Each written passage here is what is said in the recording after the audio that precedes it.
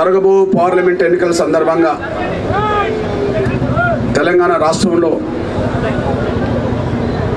3 schedule కులాల parliament reservation నియోజకవర్గాలలో అక్కడ మాదిగలకు కేటాయించినందుకు నిరసనగా కంటోన్మెంట్ ఉప ఎన్నిక, ఎస్సీ నియోజకవర్గ ఉప ఎన్నిక కూడా జరుగుతున్న సమయంలో అక్కడ కూడా మాదిగలకు అవకాశం కల్పించినందుకు నిరసనగా ఈరోజు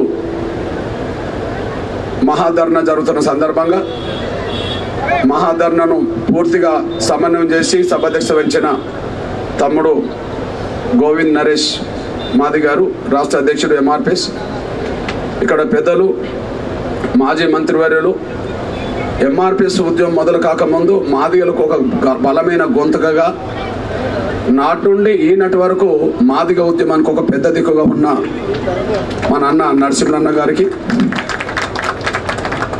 నా సోదరులు ఉన్నత విద్యావంతుడు, యువ నాయకుడు డాక్టర్ బాబు సాహెబ్ అంబేద్కర్ స్ఫూర్తికి అనుగుణంగా ముందుకు సాగుతున్న పెద్దపల్లి పార్లమెంట్ సభ్యులు సోదరులు నేతకాని వెంకటేష్ గారికి,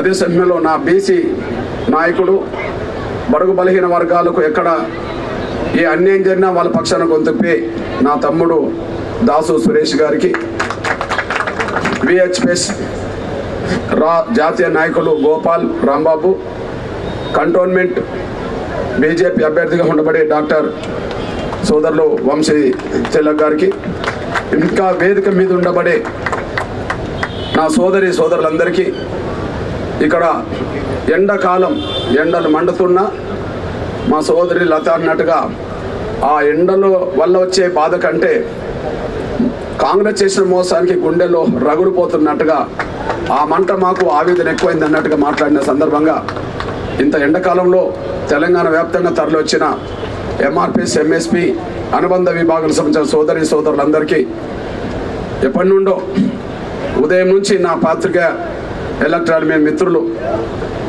మీకు సరైన టైంలో మంచినీళ్ళు అందించలేకపోయాం, ఇంకేం అందించలేకపోయినాం, అయినా కూడా ఈ మాదిగల ఆవేదనలో ధర్మం ఉన్నదనే విషయాన్ని గ్రహించిన మీరు ఎంతో ఓపికతో కూర్చొని ఈ ధర్నా సమస్యల వేదికని సమాజం దృష్టికి తీసుకోవడానికి ఉన్న నా పాత్రికేయ ఎలక్ట్రానిక్ మిత్రులందరికీ, కొంత ఆలస్యమైన కొంత సహకరిస్తున్న నా పోలీస్ యంత్రాంగ పెద్దలందరికీ ప్రతి ఒక్కరికి ముందుగా నా హృదయపూర్వక నమస్కారాలు తెలియజేస్తున్నాను. నేను అన్న సుదీర్ఘమైన సందేశాన్ని అన్ని కోణాల్లో అందించడం జరిగింది. సమయం లేదు కనుక క్లుప్తమైన అంశాలు మాత్రమే మీ దృష్టికి నేను తీసుకొస్తాను. అంశాల వారిగానే మీ ముందు పెడతాను. అది పావుగంట లోపే ఈ సభను ముగించుకునే ప్రయత్నం చేద్దాం. ఎన్నికల కమిషన్ పరిధిలో మనం ఉన్నాం కనుక అది మనసులో పెట్టుకొని వాళ్ళు సహాయ సహకారాలు ఇప్పటికీ అందిస్తున్నారు కనుక మనం కూడా బాధ్యత ఉండాలని కూడా చట్టాన్ని మనం గౌరవించాల్సిన అవసరం కూడా మనం మర్చిపోదాం. గుర్తు చేస్తూ అంశాల వరకు వస్తాను.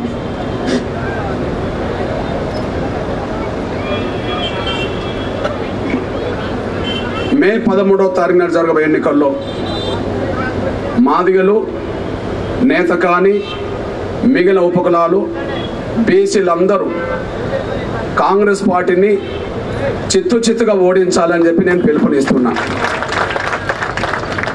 మాదిగలు, నేత కాని మరి ఉపకులాలు, మన బీసీలందరూ కాంగ్రెస్ పార్టీ అభ్యర్థులను చిత్తుగా ఓడించాలని పిలుపునిస్తున్నా. ముందుగా మాదిగల విషయానికి అక్కడికి వచ్చేటప్పటికి 3 అంశాలు. నంబర్ 1, మాదిగ ఉద్యమ ప్రధాన లక్ష్యమైన ఎస్సీ వర్గీకరణ కాంగ్రెస్ పార్టీ కేంద్రంలో అధికారంలో 10 ఏళ్ళ నుండి చేయలేదు. నంబర్ 1, మాదిగల చిరకాల ఆకాంక్ష అయిన వర్గీకరణ అమలు చేయడంలో కాంగ్రెస్ అధికారం ఉన్నప్పుడు విఫలమైపోయింది.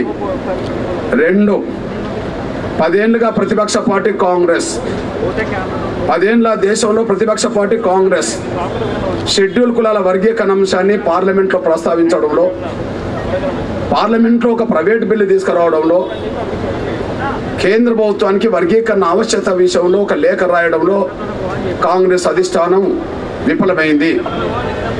అధికారంలో ఉన్నప్పుడు వర్గీకరణ చేయండి కాంగ్రెస్, ప్రతిపక్షం నుండి మాదిగల పక్షాన మాట్లాడింది కాంగ్రెస్.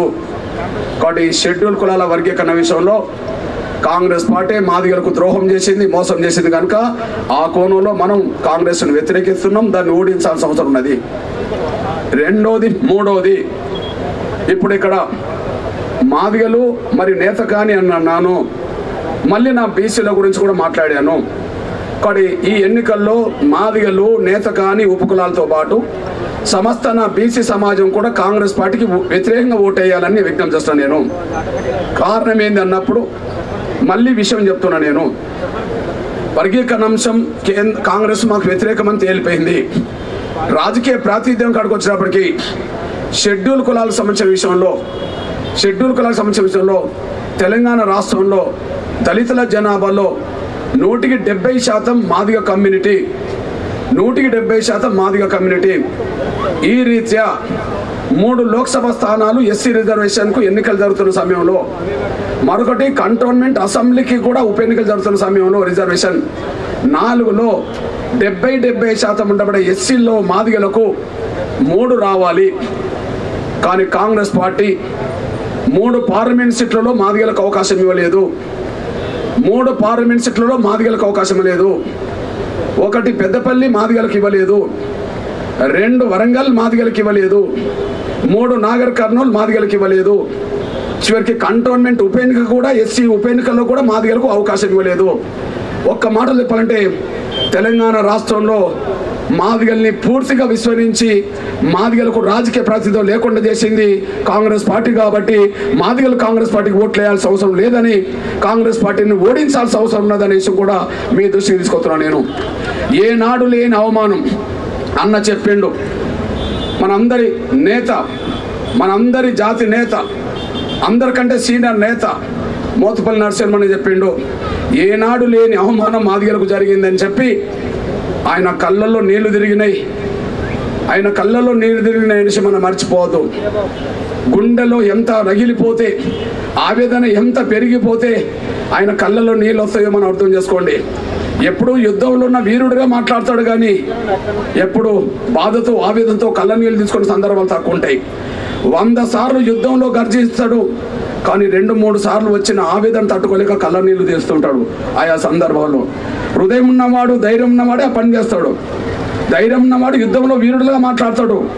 హృదయం ఉన్నవాడు బాధను తట్టుకోలేని సందర్భం వచ్చినప్పుడు కళ్ళలో నీళ్ళు తీసుకుంటాడు. ఆ 2 మనం నరసింహరావు చూస్తున్నామంటే కాంగ్రెస్ పార్టీలో ఉండి కాంగ్రెస్లో అన్యాయం జరుగుతున్న విషయాన్ని ఎండగట్టడంలో మొదటి వరుసలో ఉన్న విషయం కూడా మనం మర్చిపోద్దని ఆయన అనుకుంటున్నాను. ఎందుకు వెయ్యాలి ఇప్పుడు కాంగ్రెస్ పార్టీకి మాదిగలు? ఎందుకు వెయ్యాలి?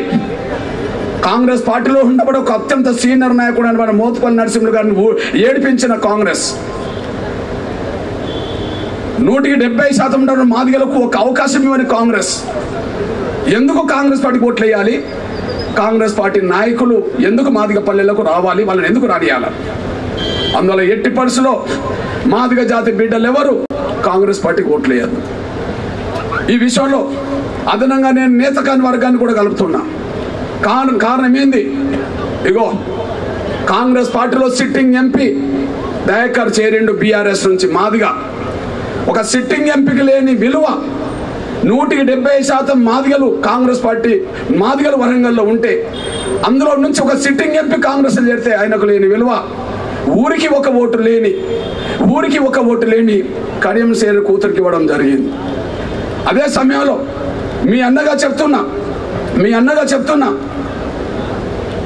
నేత కానీ బీఆర్ఎస్లో ప్రజాస్వామ్యం లేదు, నియంతృత్వం ఉన్నది, కుటుంబ పాలన పెరిగిందని చెప్పి అక్కడి నుంచి ఒక సిట్టింగ్ ఎంపీ నేత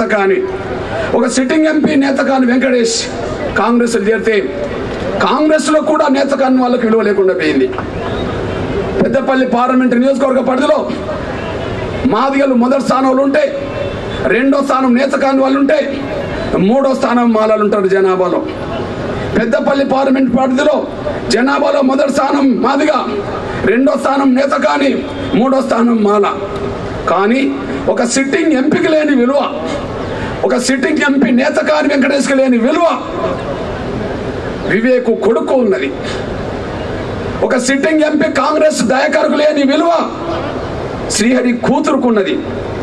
శ్రీహరి కూతురు ఇక్కడ తెచ్చుకునేంతవరకు కాంగ్రెస్ లో సభ్యత్వం లేదు, కాంగ్రెస్ జెండా మోయలే. కాంగ్రెస్ లో సభ్యత్వం లేదు, కాంగ్రెస్ జెండా మోయలే, కడియం షర్తో సహా మోయలే. కానీ సిట్టింగ్ ఎంపీ మాదిగకు లేదు, కానీ జెండా మొయ్యని కాంగ్రెస్ పార్టీలో సభ్యత్వం లేని వాళ్ళకి మాత్రం వరంగల్లో సీటు. రెండో స్థానం జనాభా గల నా నేతగాని వర్గం సిట్టింగ్ ఎంపీ కాంగ్రెస్ చేరితే సిట్టింగ్ ఎంపీకి లేని విలువ, ఒక నేతగాని వర్గం సిట్టింగ్ ఎంపీకి లేని విలువ ఒక వివేకు కొడుకు మాత్రం వచ్చింది. వివేకు కొడుకు కాంగ్రెస్ పార్టీకి వ్యతిరేకంగా ఎన్నో కామెంట్ చేసిన చరిత్ర ఉన్నది. వివేకు కొడుకు కాంగ్రెస్ పార్టీకి వ్యతిరేకంగా, వివేకు నిన్నటి వరకు కాంగ్రెస్ కు వ్యతిరేకంగా మాట్లాడిన చరిత్ర, విమర్శలు పెట్టిన చరిత్ర, అవమానకరంగా తిట్టిన చరిత్ర వాళ్ళకు ఉన్నది. కానీ సిట్టింగ్ ఎంపీ నేతకాని వెంకటేశ్వర లేని విలువ, కాంగ్రెస్ ను తిట్టిన, కాంగ్రెస్ లో సభ్యత్వం లేని, కాంగ్రెస్ జెండా మోయని వివేక్ కొడుకు మాత్రం టికెట్ వచ్చేసింది. ఇక్కడ మీ అన్నగా చెప్తున్నా, ఆధారాలు చెప్తున్నా. రాజ్యాంగం గురించి మాట్లాడుతున్నారు. రాజ్యాంగం గురించి మాట్లాడే నైతిక హక్కు కాంగ్రెస్ వాళ్ళకు లేదు. రాజ్యాంగం గురించి మాట్లాడుతున్నారు.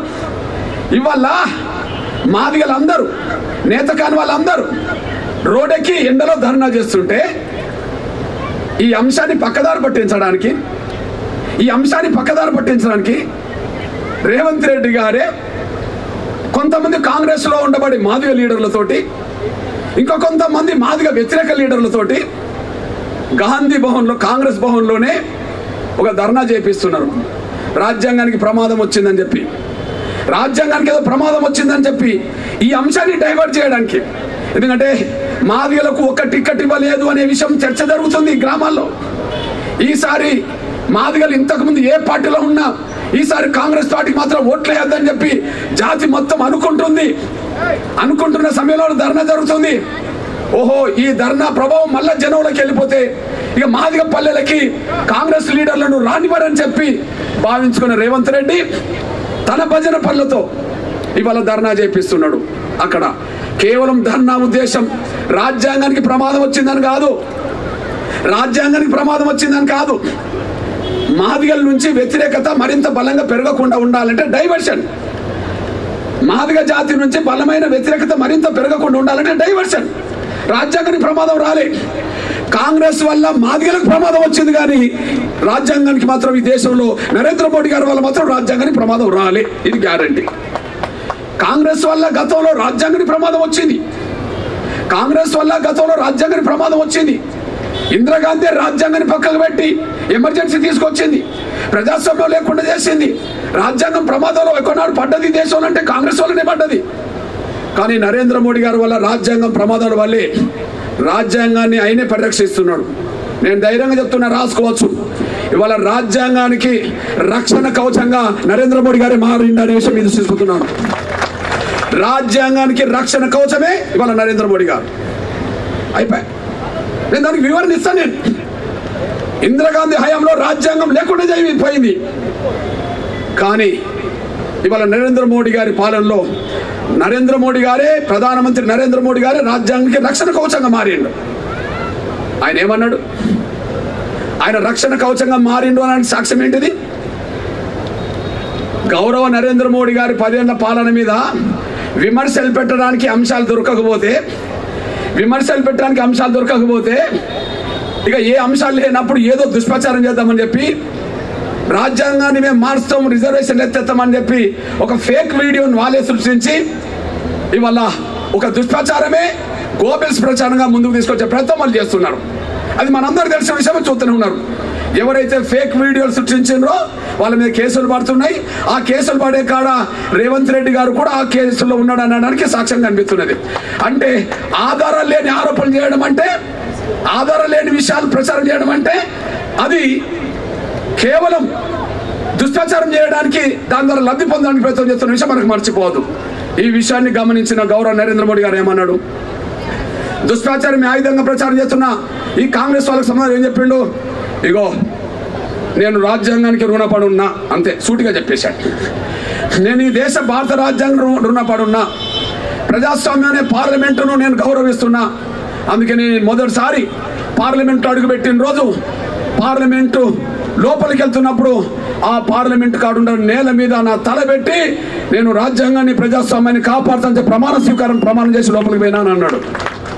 అదే సమయంలో ఇంకొక మాట అన్నాడు, రాజ్యాంగం గొప్పది కాబట్టికనే, అంబేద్కర్ రాసిన రాజ్యాంగం గొప్పది కాబట్టికనే ఒక పేద కుటుంబంలో పుట్టిన నేను, ఒక ఛాయ్ అమ్ముకునే కుటుంబంలో పుట్టిన నేను, నా తల్లి పక్క బేషన్లు తోమి పూట గడవని కుటుంబంలో మమ్మల్ని సాధిన కుటుంబంలో వచ్చిన నేను ఈ దేశానికి ప్రధానమంత్రి కాగలిగానంటే అది రాజ్యాంగం గొప్పతనం అని చెప్పి రాజ్యాంగాన్ని గౌరవిస్తానని చెప్పి ఆ రాజ్యాంగం మీద ప్రమాణం చేశాను.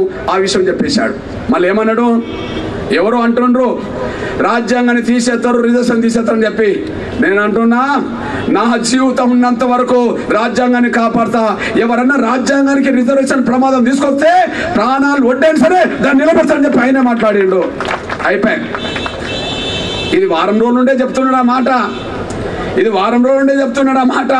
బలంగా చెప్తున్నాడు, రాజ్యాంగానికి ప్రమాదం ఏ రూపంగా వచ్చినా దాన్ని కాపాడతాం. నా ప్రాణం ఉన్నంత వరకు రాజ్యాంగానికి ప్రమాదం రానివ్వ, రిజర్వేషన్ ప్రమాదం రానివ్వని చెప్పి ఓపెన్ గా చెప్తానే ఉన్నాడు. ఒకవైపు దేశ ప్రధానమంత్రి అంటే ఒక మాట అంటే నిలబెట్టుకుంటాడు. త్రిపుల్ తలాక్ తీసేస్తా అన్నాడు, తీసేసిండు. రామ మందిరం నిర్మిస్తామన్నాడు, నిర్మించిండు. ఆర్టికల్ 370 తీసేస్తా అన్నాడు, తీసేసిండు. మహిళా బిల్లు తెస్తా అన్నాడు, తెచ్చిండు. అగ్రకులాల పేదలకు రిజర్వేషన్ ఇస్తా అన్నాడు, ఇచ్చేసిండు. అదే సమయంలో రేపు ఎస్సీ వర్గీకరణ చేస్తా అన్నాడు, చేసేస్తాడు. అంతే ఆయన మాట. రాజ్యాంగాన్ని మార్చాలంటే ఇంకొక మాట అన్నాడు. రాజ్యాంగాన్ని మార్చది బీజేపీ అంటే ఒక మాట అన్నాడు. ఎందుకు 400 సీట్లు వస్తే మార్చాలంటారు? ఇప్పుడు నాకు 400 సీట్లు ఉన్నాయి కదా మార్చాలనుకుంటే. ఇప్పుడు నాకేం తక్కువ లేవు కదా. బీజేపీ మద్దతుదారులకు ఇచ్చే సంఖ్య అయితే 400 అవుతున్నాయి కదా. అంటే దుష్ప్రచారం చేసే వాళ్ళకి చెప్తున్నా, నేను రాజ్యాంగం ప్రమాదం తీసుకురాదు. మీ వల్ల ప్రమాదం వచ్చినా రాజ్యాంగాన్ని కాపాడే బాధ్యత నాదే. నా ప్రాణాలు ఉండి రాజ్యాంగాన్ని రిజర్వేషన్ కాపాడుతుందని చెప్పి స్పష్టం చేశాడు. మరి అంత స్పష్టం చేసిన విషయం రోజు చూస్తూనే ఉన్నాడు. కానీ వల్ల రాజ్యాంగానికి ఏదో ప్రమాదం వచ్చిందని చెప్పి ధర్నా చేపిస్తున్నాడు. రాజ్యాంగానికి ప్రమాదం రాలే, ఆయన తెలిసిపోయింది, అందరు తెలిసిపోయింది. కానీ ఇక్కడ ధర్నా జరుగుతుంది కదా, ఈ ధర్నాను డైవర్ట్ చేయాలి, ఈ ధర్నా నుంచి సందేశం వెళ్లకుండా చూడాలని చెప్పి గాంధీ భవన్లో ధర్నా చేసుకునే కాడికి వచ్చారు. నేను అంటున్నా, ఇప్పుడు చెప్తున్నా, నరేంద్ర మోడీ గారి వల్ల రాజ్యాంగానికి ప్రమాదం రాలేదు. కానీ నరేంద్ర మోడీ గారు 3వ ప్రధానమంత్రి అవుతే కాంగ్రెస్ లేకుండా పోతుంది. అసలు కాంగ్రెస్ ప్రమాదం వచ్చేసింది. కాంగ్రెస్ ప్రధానం వచ్చింది. మీరు చూడండి, 2014లో బీజేపీ సీట్లు, కాంగ్రెస్ సీట్లు. 2018-19కి వచ్చేటప్పటికి బీజేపీ సీట్లు, కాంగ్రెస్ సీట్లు. అంటే 2014లో బీజేపీ సీట్లు ఒక స్థాయిలోకి వస్తే, కాంగ్రెస్ సీట్లు ఒక స్థాయిలో వస్తే, 2019 వచ్చేటప్పటికి బీజేపీ సీట్లు పెరిగినాయి, కాంగ్రెస్ సీట్లు తగ్గినాయి. ఇప్పుడు 2024లో బీజేపీ మరిన్ని సీట్లు పెంచుకుంటే కాంగ్రెస్ సీట్లు తగ్గిపోతాయి. అంటే ప్రమాదం ఎవరికి వచ్చింది? రాజ్యాంగానికి ప్రమాదం రాలే. నరేంద్ర మోడీ గారు 3వసారి ప్రధానమంత్రి అవుతే కాంగ్రెస్ లేకుండా పోతుందని భయంలో వాళ్ళు పడ్డారు. కాబట్టి వాళ్ళ భయాన్ని కప్పిపుచ్చుకోవడానికి రాజ్యాంగానికి ప్రమాదం వచ్చిందని చెప్పి మాట్లాడడం అనేది జరుగుతుందనేసి కూడా మీరు మర్చిపోదని సైన్ కోరుతున్నాను.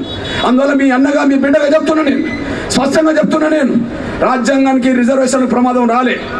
ఇవాళ నేను చెప్తున్నా, అన్న తెలుగుదేశంలో ఉన్నాడు. ఇగో ఎస్సీ ఎస్టీలకు రిజర్వేషన్ పెంచింది ఎవరు? ఎన్టీ రామారావు పెంచిండు. తెలుగుదేశం పెంచింది, కాంగ్రెస్ పెంచలే. అంబేద్కర్ ఏ రిజర్వేషన్ అయితే రాజ్యాంగాలు పొందుపరిచిండో గవే అమలు జరుగుతున్నాయి. కానీ అమలు జరుగుతున్న రిజర్వేషన్ పెంచింది ఎవరు? ఎన్టీ రామారావే మాత్రమే పెంచిండు. 14% ఉన్న రిజర్వేషన్లను 15 చేసింది ఎన్టీ రామారావు గారు. అదే సమయంలో 4% ఉన్న రిజర్వేషన్లను 2% రిజర్వేషన్లను 6% పెంచింది ఎన్టీ రామారావు గారు గిరిజనులకు. ఇగో మీ అన్నగా చెప్తున్నా, ఇగో కర్ణాటకలో బీజేపీ కూడా ఎస్సీల 15%ని 17% చేసింది, ఎస్సీల 3%ని 7% చేసింది. అంటే రిజర్వేషన్లు కాంగ్రెసేతర ప్రభుత్వాలు రిజర్వేషన్ పెంచినాయి కానీ కాంగ్రెస్ మాత్రం రిజర్వేషన్ పెంచలేదు అనే స్పష్టంగా రుజువుతుంది చరిత్ర ప్రకారం చూస్తే. మరి రాజ్యాంగాన్ని కాపాడేది ప్రతిపక్షాలకు సంబంధించిన వాళ్ళ? ఇప్పుడు అంటే ఇవాళ అధికారంలో ఉన్న బీజేపీ రాజ్యాంగం కాపాడుతుంది, రిజర్వేషన్ పెంచగానే వాళ్ళే ఉన్నారు. ఈ నేపథ్యంలో మీ అన్నగా చెప్తున్నాను నేను, ఇవాళ మాదిగ జాతికి ఇంత అన్యాయం జరగడానికి, నేతకాన్ని వాళ్ళకి అన్యాయం జరగడానికి, బీసీలకు అన్యాయం జరగడానికి కారకులు ఎవరంటే రేవంత్ రెడ్డి కారకుడు అనే విషయం స్పష్టంగా రుజువుతుందని కూడా మీరు మర్చిపోదు. సాక్ష్యం ఏంటిది? ఇగో మీ అన్నగా చెప్తున్నా, 5 నిమిషాలు అర్థం చేసుకుంటే ఆశిస్తున్నాం. రేవంత్ రెడ్డి గారికి కృతజ్ఞత అనేది లేదు. ఆయన ఎవరినైనా ఉపయోగించుకుంటాడు. ఆయన లక్ష్యం ముఖ్యమంత్రి కాబట్టి అయ్యిండు అంతే. మొట్టమొదలు ఉపయోగించుకున్నది ఎవరిని? మాదిగల్ని. ఆయన ముఖ్యమంత్రి అయినాక ముంచింది ఎవరిని? మాదిగల్ని. ఎవరి ఆసరు చేసుకొని ఈ స్థాయికి వచ్చిండు? మాదిగల్ని. ఈ స్థాయికి వచ్చి ఎవరిని ముంచిండు? మాదిగల్ని. సాక్ష్యం ఏంటిది? సాక్ష్యం ఏంటిది? సాక్ష్యం ఏంటిది? ఒక్కసారి రేవంత్ రెడ్డి గారి మాటల్లోనే రేవంత్ రెడ్డి గారికి ఎవరు ఉపయోగపడ్డారు, రేవంత్ రెడ్డి గారు ఎవరిని ముంచిండు అన్నప్పుడు రేవంత్ రెడ్డి గారు ఉపయోగించుకున్నది మాదిగల్ని. రేవంత్ రెడ్డి గారు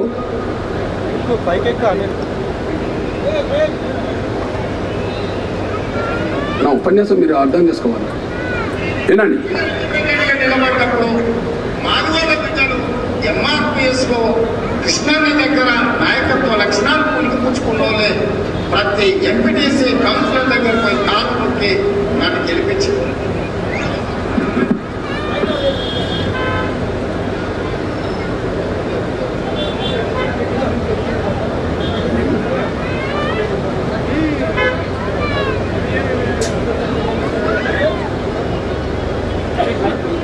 మొదటిసారి నేను ఇండిపెండెంట్ జడ్పీటీసీ గెలిచినప్పుడు మాదిగోల పిల్లలు నన్ను బస్తీలను తీసుకెళ్ళి నాకు గెలిపించారు. రెండవసారి నేను ఎమ్మెల్సీగా ఇండిపెండెంట్ గా నిలబడ్డప్పుడు మాదిగోల బిడ్డలు ఎంఆర్పిఎస్ లో కృష్ణన్న దగ్గర నాయకత్వ లక్షణాలు పుణికిపుచ్చుకున్నోలే ప్రతి ఎంపీటీసీ కౌన్సిలర్ దగ్గర పోయి కాళ్ళు మొక్కి నన్ను గెలిపించారు. మూడవసారి 2009లో నేను కొడకల్లో 14 రోజుల్లో ఎమ్మెల్యే తెచ్చినంటే మాదిగ బిడ్డల శ్రమ ఉన్నది, మీ భాగస్వామ్యం ఉన్నది. ఏమైనా పార్లమెంటు సభ్యుడుగా కాంగ్రెస్ పార్టీ అధ్యక్షుడిగా ఉన్నారంటే నా జాతి నా ఎంబడుందో లేదో నాకు తెలియదు, కానీ మీ జాతి మాత్రం నిండు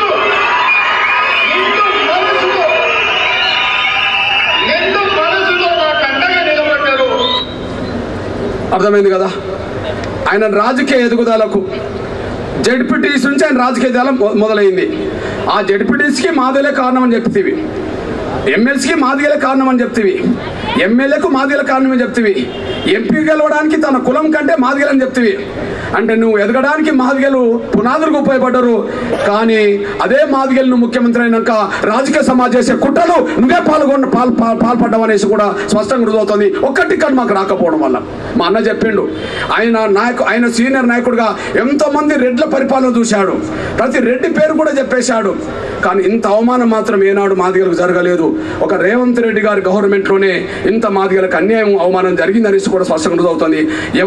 ఆయన ఎదుగుదలకు ఎవరిని ఉపయోగించుకున్నాడో అదే జాతిని మళ్ళీ ఆయన పాతాళంలో తొక్కేసినట్టుగా రాజకీయంగా తొక్కేసిండు అనే విషయం కూడా స్పష్టంగా రుజువు అవుతుంది. ఇకపోతే మీ అన్న చెప్తున్నాం, ఎందుకు తొక్కేసిండో కుమ్మక్కయిండు. డబ్బులు ఉన్న వాళ్ళతోటి, మీడియా ఉన్న వాళ్ళతోటి కుమ్మక్కయిండు, రాజకీయ పలుకుబడి ఉన్న వాళ్ళతో కుమ్మక్కయిండు. డబ్బులు ఎవరికున్నది? మీడియా ఎవరికున్నది? డబ్బులు ఎవరికున్నది? మీడియా ఎవరికున్నది? వివేక్ వెంకట స్వామి కుటుంబానికి ఉన్నది. ఆయనకు 1000 కోట్ల ఆస్తులు ఉన్నాయి. ఆయనకు